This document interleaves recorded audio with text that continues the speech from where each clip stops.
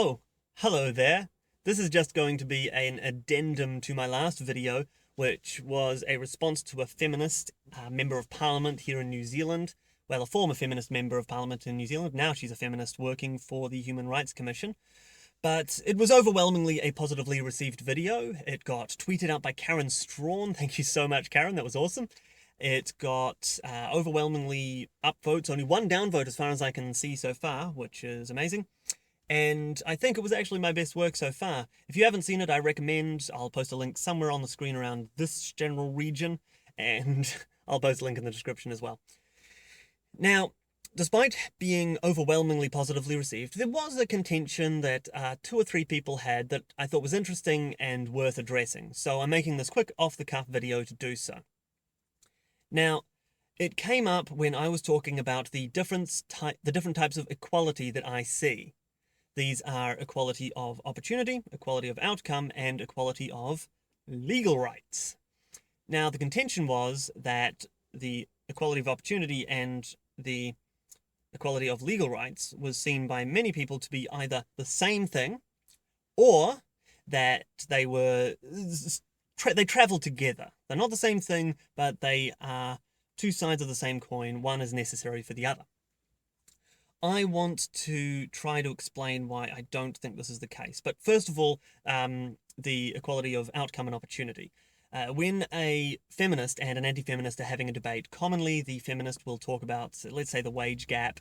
She'll say, look, there's a woman will earn 77 cents for every dollar a man earns, and this is terrible. Men and women should earn exactly the same amount as collectives. Fuck the individual choices of the people in those groups. Fuck the different aptitudes that people have. Just they should earn exactly the same amount as broad collectives.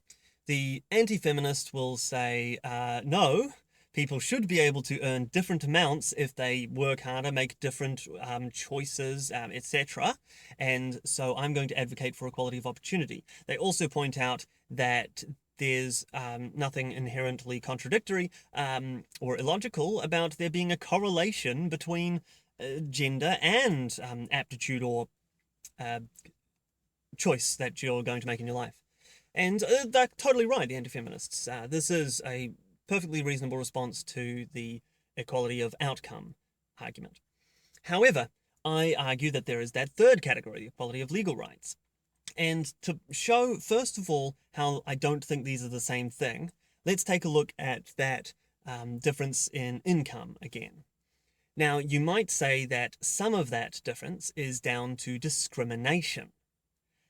If you are talking about equality of opportunity, then the government should step in there and compensate for that discrimination, or at least make that kind of discrimination illegal, as they already have. They've made it illegal to pay a woman less than a man in the same position, and if you can prove that as a woman you're being paid less, you can sue your company. So that is something to counteract it. If you're just talking about legal rights, the government would not be required to put that in place because men and women would have the same legal rights if the government didn't get involved at all. So men and women have the same legal rights in that scenario, but not the same opportunity. So that's the first thing. That's why I'm pretty sure that these aren't the same thing, the legal rights and the opportunities. You can have a scenario where they have one but not the other. Okay. But then there's the other side of it where people have also claimed that while they aren't the same thing, they do travel together. You need legal rights to be equal for to have equal opportunity.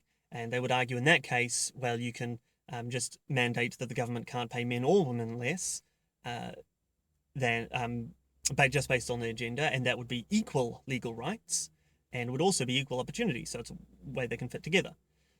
Yeah, okay. But there are some scenarios in which it is impossible to have both of them. And a very good one, I think, is if we take a look at another cause of that earnings gap, and we talk about the biological aspects of having a child. A man has more opportunity in a libertarian society, where the government doesn't get involved, than a woman does to have both a family and a career. This is because a woman is going to have to take some time off to have a baby, a man will not. I mean, he might end up taking a little bit, but a woman definitely will because of pregnancy. So there is some difference in opportunity to have both of those things if you're born a male. It's a better opportunity if you're born a male than if you're born a female. If the government therefore decides to counteract this by instituting a mandate that companies must provide pregnancy leave to women, so if you become a mother, you get some leave. If you become a father, you do not.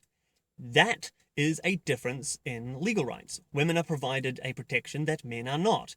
However, it may compensate for that difference in opportunity. So, okay. But then you might say, well, okay, but let's just give fathers paternity leave as well. That's again not the same opportunity, because then a man has some time off, the same as the woman does, but he doesn't have to spend it pregnant. So he has now got some spare time, essentially. I mean, he's being a father, so he's probably going to do something with it, but it's certainly not impeding him as much as it is impeding the woman. So the woman, therefore, you've equalized the legal rights, but now the woman has less opportunity. So I think that this points out quite succinctly that not only are there situations in which you can have equal legal rights but not equal opportunities, and equal opportunities but not equal legal rights, but also there are some scenarios where you can't have both. I mean, there's at least one. I just pointed out at least one. So that's why I think that there is a difference here between those two things, and that they are mutually exclusive, in some cases at least. The last thing that I'd like to mention, I don't think I'm going to put together an argument for it here, but essentially I am more of a libertarian ilk, so I would advocate that we go for the equality of legal rights, and we just don't worry about the equality of opportunity. Like I say, I won't put forward a full argument for that here, but I will say that it seems kind of impossible to equalize opportunities, doesn't it? I mean, people can also have difference in opportunities for things like socioeconomic class. Are we going to make inheritance illegal? That changes people's opportunities. It doesn't seem feasible or ethical to totally equalize opportunities by government mandate. Anyway, that's all I wanted to say. Have it out in the comments section, please. I will be down there too, because this is a little argument I haven't really seen happen in the anti-feminist community. So, yeah. But for now, get out of my shitty Honda Fit.